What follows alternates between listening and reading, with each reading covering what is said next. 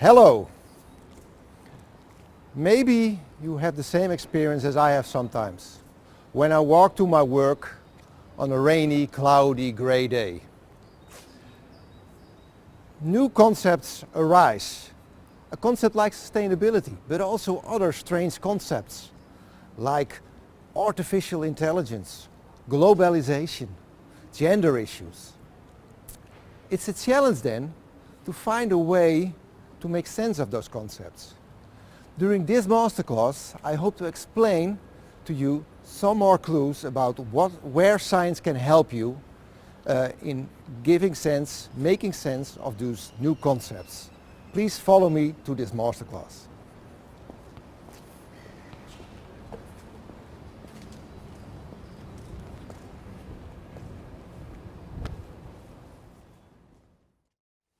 My name is Frank-Jan de Graaf, and in this masterclass I hope to give you some more insights about decision making and how we as people act in decision making processes. There's a lot of literature, scientific literature, about decision making, leadership and all kind of other related concepts. Within this masterclass I hope to give you some red thread, some critical insights that can help you to use those insights and to use those insights in your work and to make sense of an odd concept like sustainability. The objective, as I have said, is directly related to science. Science on leadership and decision making. And what are then the core principles? What should you really know, what do you have to know about decision making and individual action? I will demonstrate the relevance of those insights by using a concept like sustainability. And thereby it's critical that sustainability is in the eyes of the beholder. What you think is sustainability and what you communicate about sustainability and what you discuss with your colleague, that makes sustainability a relevant concept or not. And in the third part of this presentation, I will give you some insights about what can you do then to make a concept as sustainability work for you and work for your company or other organization during your career. How can you further develop that concept? Critical in my understanding is that often we tend to see science as how we want to see doctors. We have, for example, we tend to have an issue and we hope that a doctor says, oh, this is this issue and this is the solution. But with a lot of problems we face in society, even with health issues, it is not a simple box with a lot of medicine, as you see illustrated in this slide. Often it's a combination of factors. Often it's very much related to habits, very much related to things we do and which make us unhealthy. And the solutions are thereby often very complicated or look complicated for us that have to do it, where others say, oh, stop smoking or stop eating too much. I think that the insights I present can make you help to be a little bit more reflective about how you use the insights and enable you to combine various insights. And that's directly related to our goal as educators. We often forget, for example, on a university like this, youngsters come in. And youngsters most often have very little idea about how the world works. They see a big world with a lot of opportunities, with a lot of threats, with a lot of issues. And our goal as an educator, our job as an educator, is to help them find their way into a complex world, to develop their insights about what could be of relevance and where they could add value. And we do that by delivering some basic scientific knowledge, but especially also on an applied university, by helping them to apply these knowledge and create skills and attitudes that help them to apply these insights. That is a complex process. It is not a straightforward sum. No, it's a process in which we have to work together, and maybe it's not only the goal of the educators to help to develop each other, but it's maybe even a goal of we as humans. The question about how we can help each other to develop brings me to what can we learn from science. Within this masterclass I try to bring back science to 5 slides. That's of course a serious challenge. But I hope these 5 slides give you some anchors to deal with all these insights society has to offer. All these insights you find in books, YouTube movies and other areas of society. Within these insights, I think it's important not to stay to one subject area, one discipline. The multidisciplinarity gives meaning to your life. If you think about decision making and issues like leadership, you have a large area of research, and many publications try to get attention. Psychology, sociology, organization science, economics, but also issues like history, literature, art, philosophy. All say something to you about leadership and how people behave and how you should behave and how you can develop yourself. And these broad areas of science use specific concepts like leadership, change management, professional development. And they have then again a lot of sub-concepts. And every concept uses science, pretends it's science. And many traditions criticize each other for not understanding what is really important, what is really scientific. For example, the book here on the slide is of Jeffrey Pfeffer, who speaks about leadership bullshit. And he suggests that a lot of leadership theories and a lot of leadership gurus do not understand how the world really works. It's more marketing than real scientific insights. If you want to bring back science and decision making to 2 paradigms, it's not that complicated. Basically, there are 2 dominant paradigms. One sees leadership as a development process, a process in which on every day we try to make sense of what we are doing. It's a search process, and it's very much dependent on the context you work by, the society you are active in, and you try to understand, this paradigm tries to understand what's really going on within decision makers. The second paradigm, and it's most often seen as the most scientific, but it's very much questionable. But the second paradigm says, okay, yeah, we can have a lot of discussions about leadership, but basically we should measure behavior. We should measure individual behavior. We should measure how people deal in certain contexts. And slowly we build up the full picture of academic insights, of truth.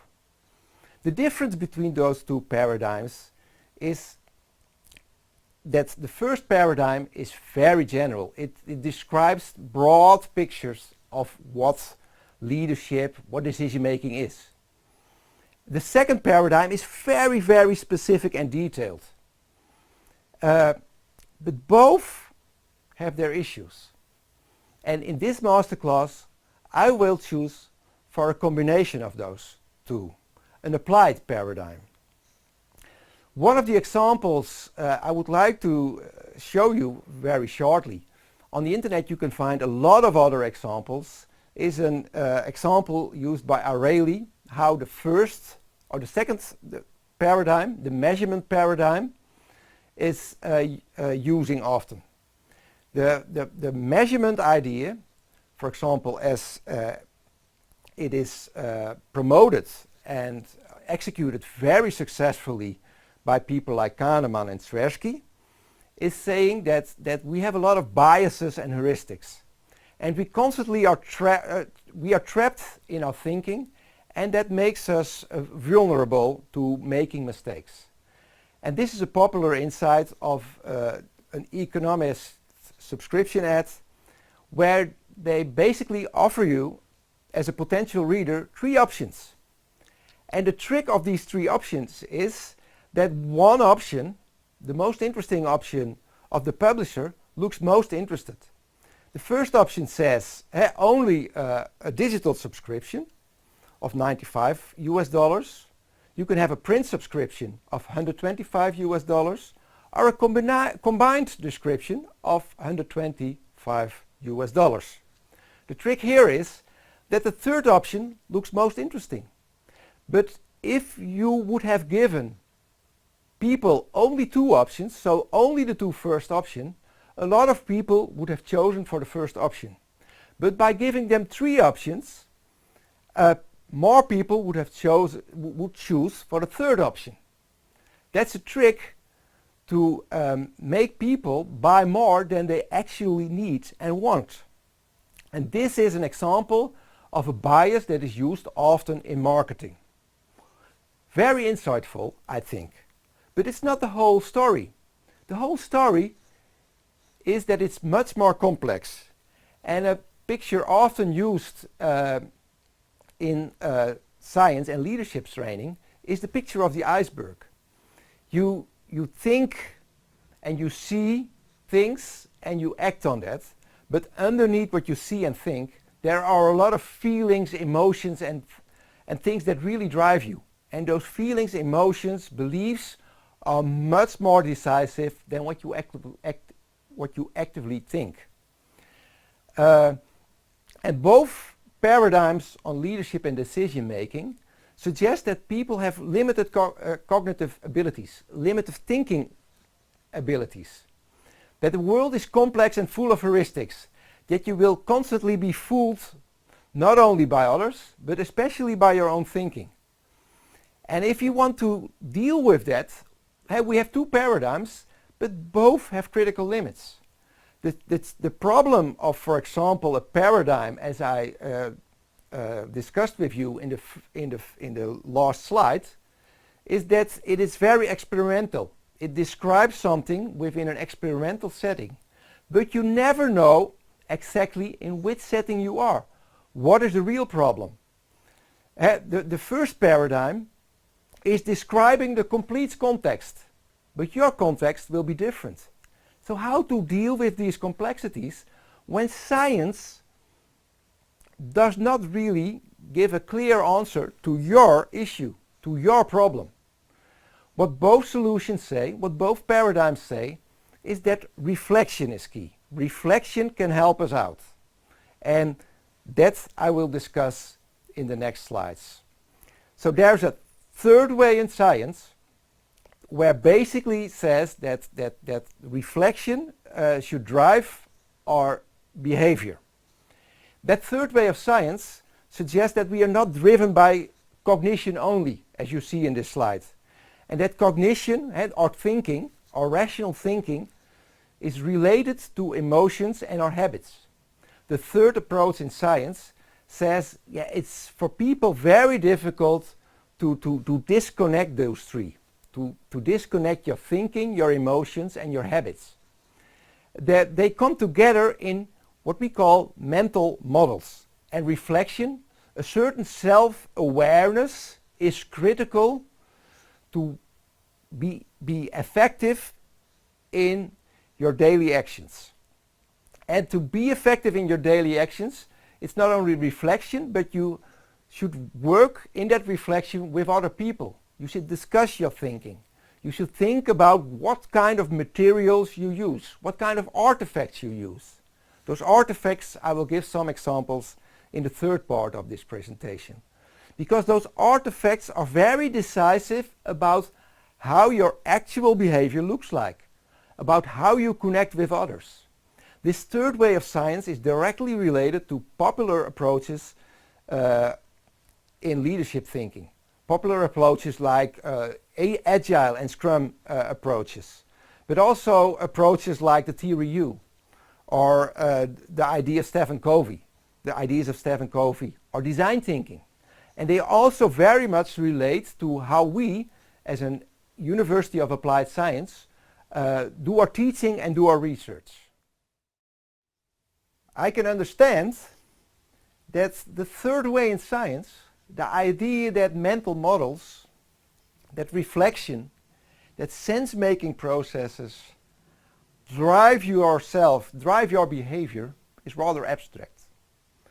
And in this part of my masterclass, I would like to make that more specific, using the concept of sustainability, a critical concept in a world where sustainability, where topics like climate change and environmental pollution make our life almost problematic. And I would like to demonstrate that it's very important that we are aware of our leading mental models, of the concepts we use in our behavior and that guide our behavior, and that are very much habitual, very much driven by the things we do because we do them, almost unaware by what is really going on. And I would like to demonstrate that by using the ideas of Kate Raworth. Kate Raworth is a professor of practice that is part of our university and has gained some popularity by publishing a book about the donut economy. It's a bit of an odd word, a donut economy. But the interesting thing where she tries to make us aware is how much our thinking about economics, about economies, is driven by the idea of growth and the idea of growth in societies. Our gross national product should go up and up and up and up and up. And to do that we should consume more. And this methodology is very dominant in a science like economics. But this idea is also very dominant among policymakers. And she says this idea of growth measured in financial terms only, will kill us in the end and leads to a lot of problems within the environment but also in societies. And for that reason, she says we have to think differently. We have to come with a different mental model. And she comes up with the donut. Her idea is, and many people share that, and also we at our university share it, is that good economic behavior has to develop within a donut. It has to fulfill the needs of people. So people need certain levels of education, but also food, a certain level of well-being. So that's the inner circle. So there is a lot of poverty still on the world, and we have to do something there. And growth is necessary to reach the ideal situation, the donut.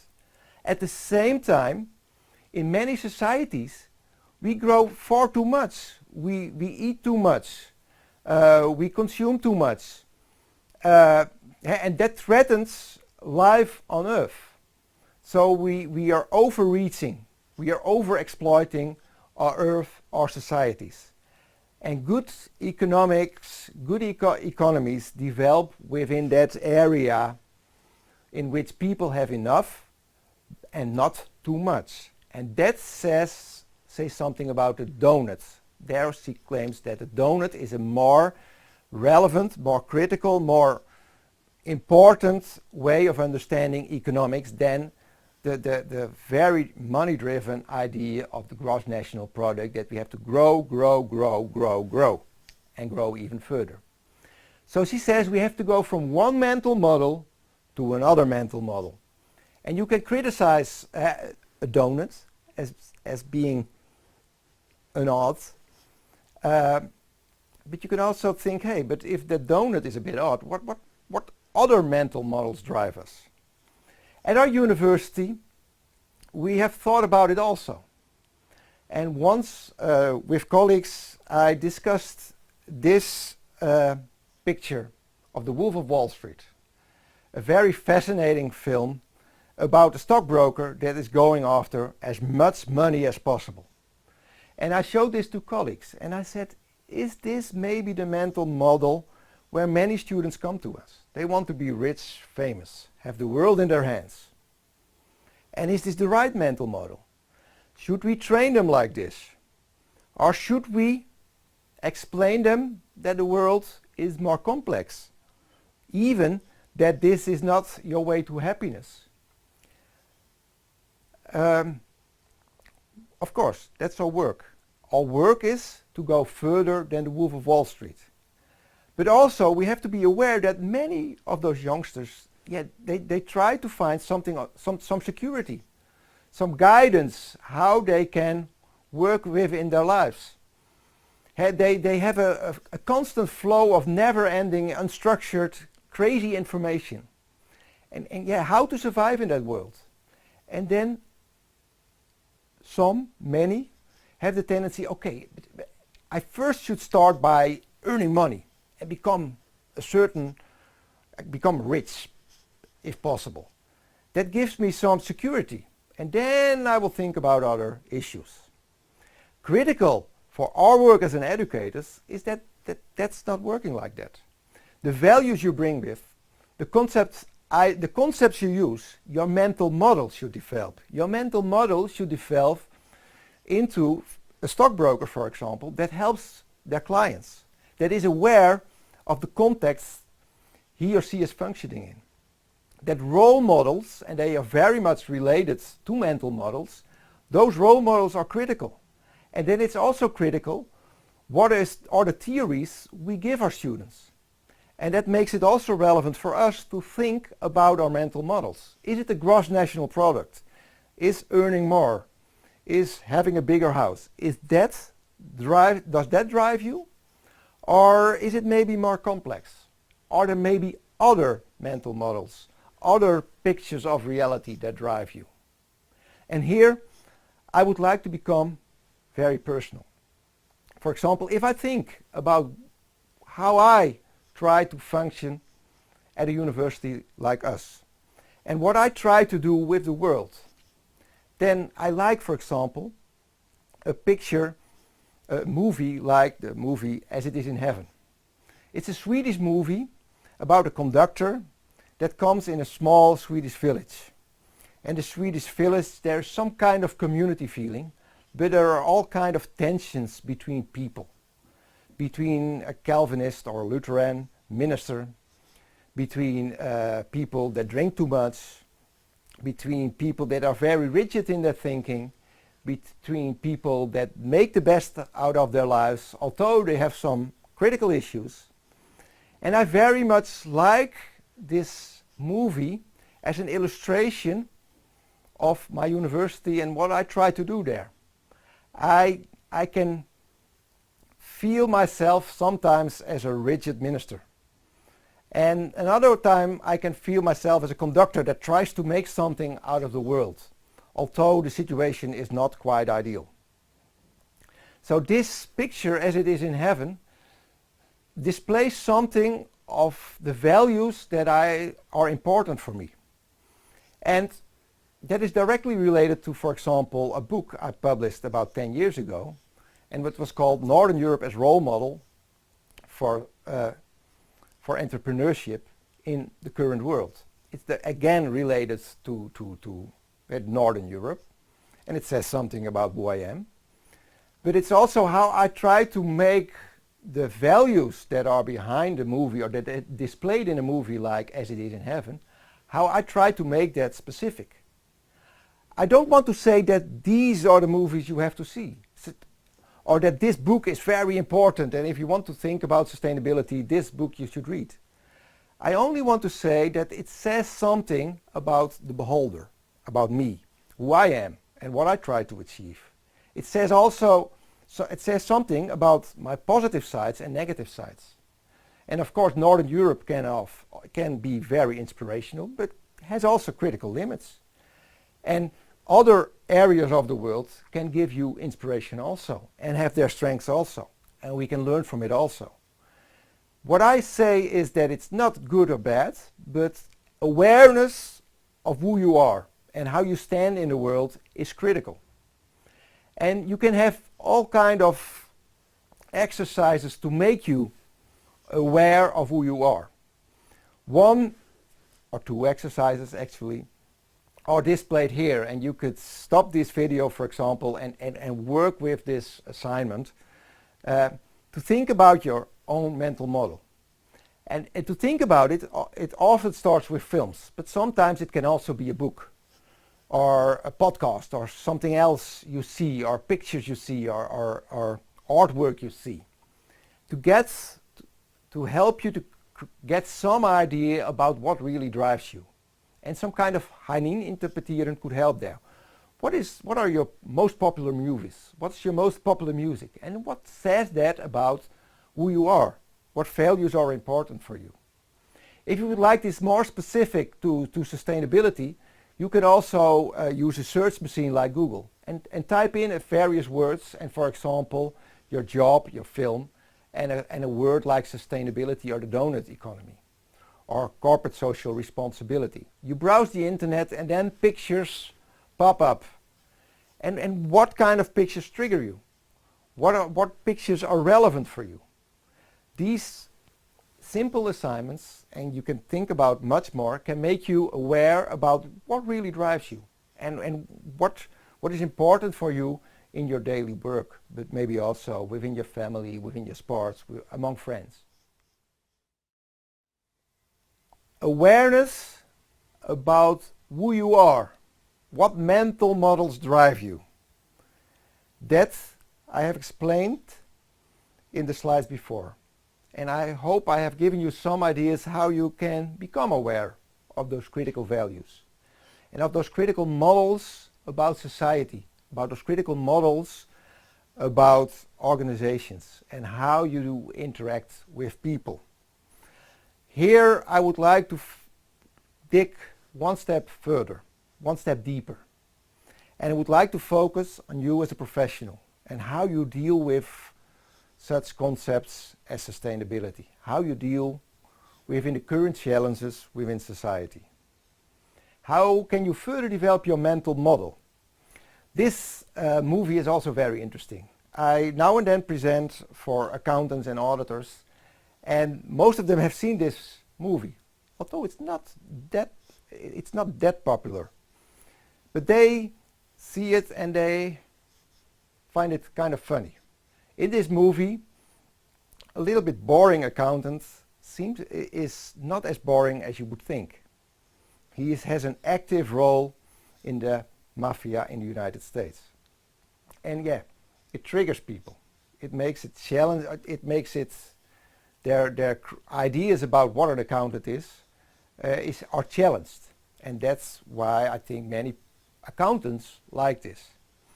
This is an example about how you can further develop your mental model, because you can think about this as, hey, that's nice, an accountant like this, but is this the person you want to be? And is this the person that is effective in your organization? You choose what role you would like to play and in which video, which movie you would like to play. And then it's questionable if the accountant, as is on this video ad, is the most effective one. Related to that, in which movie you are also is decisive which knowledge you use and which artifacts are critical. Is it the artifact of the gross national product which you think is important, of growth within your company, or are it other artifacts like the donut economy, a donut? Is that something that drives you? But also, for example, in your classes or on your work floor, what kind of instruments, what kind of tools, what kind of concepts, what kind of artifacts you use? Do you use the SWOT analysis often? Or are you constantly working in Excel? That is very decisive by how effective you are and in which conditions you are effective. And those concepts are decisive also by how you deal with sustainability. If you think about the gross national product as the cornerstone of economics, then sustainability will be much less relevant.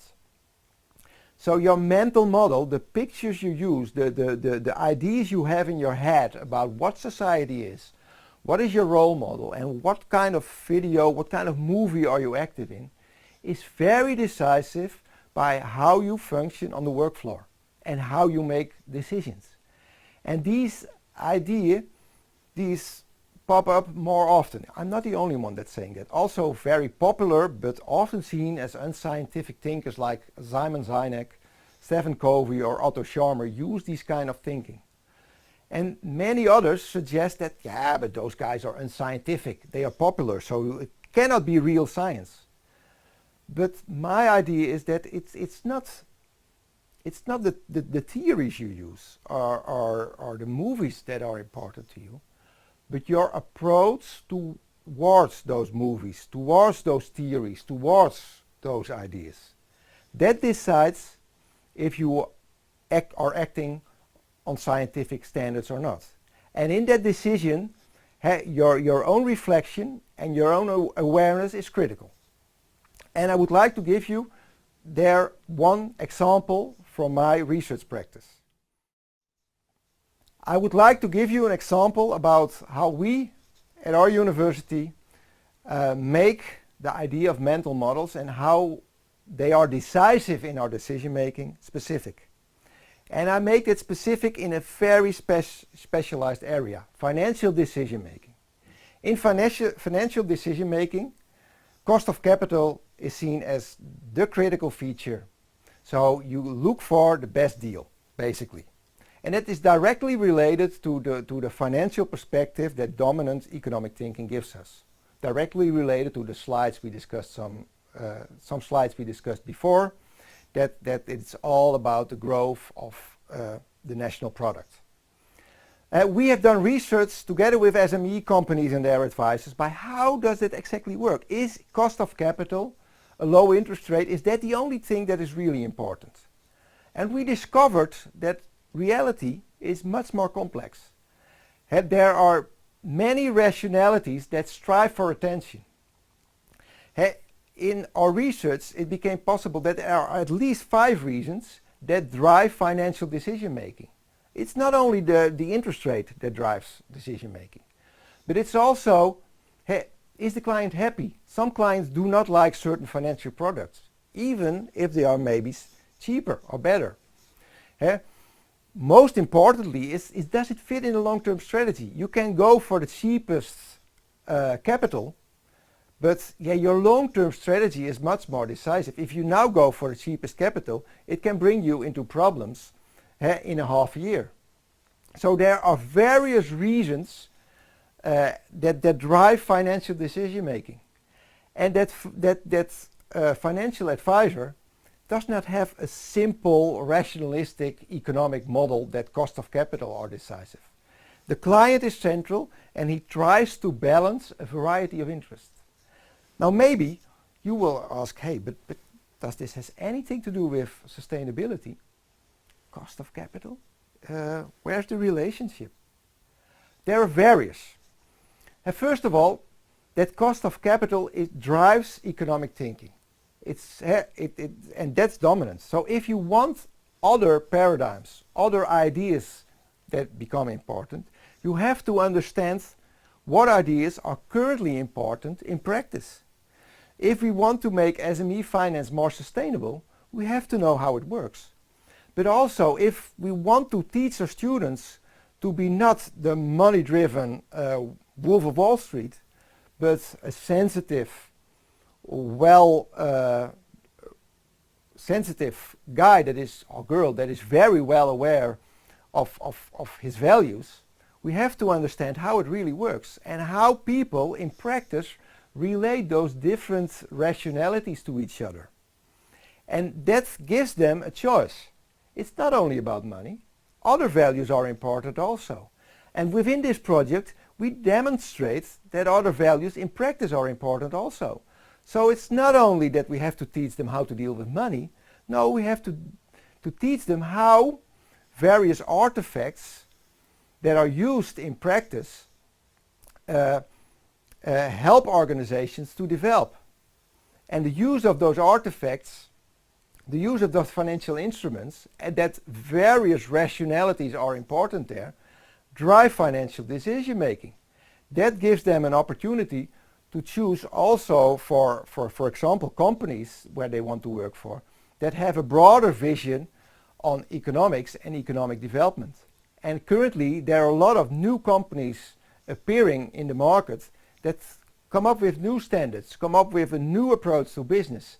And that new approach to business reflects different values, values that go far beyond the simple idea of gross national product, capital, or becoming as rich as possible. So that's, I hope to illustrate with this maybe a little bit technical example. This masterclass about how science can help you to make sustainable decisions, I would like to end with 4 takeaways. I think and I hope that those takeaways can help you further develop your job, further craft your job and making sense of a concept like sustainability.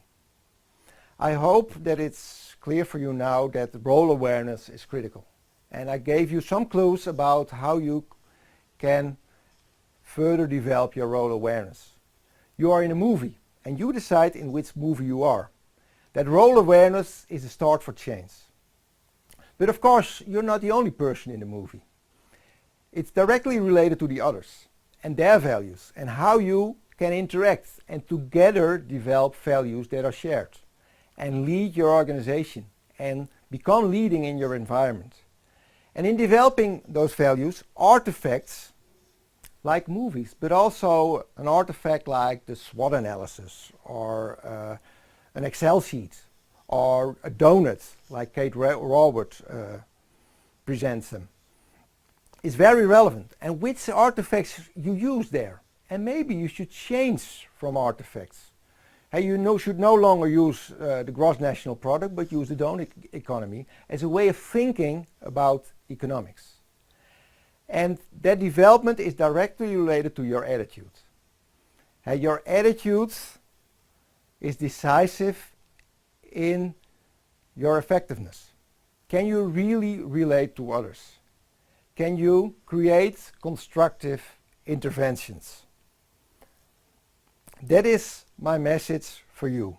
I hope it will help you further develop your job. It's worthwhile to live and to make something of this reality we live in. Thank you for your attention.